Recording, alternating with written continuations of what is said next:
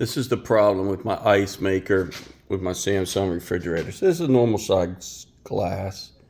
And when I hit the thing, it just, like ice will go all over the place. It doesn't, see how it's falling out and around. You know, it ends up all over the floor and stuff. I don't know, man. I mean, I thought maybe there was a diverter or something that's missing, but I don't see anything. Does anybody have a clue why it does this?